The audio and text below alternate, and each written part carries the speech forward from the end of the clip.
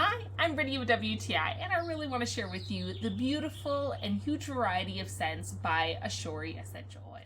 The most amazing thing about these essential oils is the huge variety of options that you have.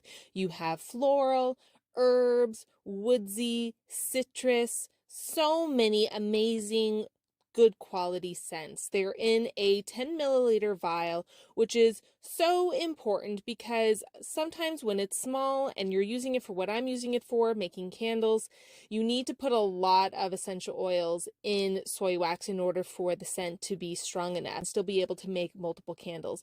I liked how easily the drops came out. It wasn't too fast, it wasn't too slow, so it was very easy to make sure I counted the drops necessary for each scent to make the best candle possible. I love this 20 vial kit. It gives me the ability to play around and make my own unique combinations for beautiful candles to possibly sell.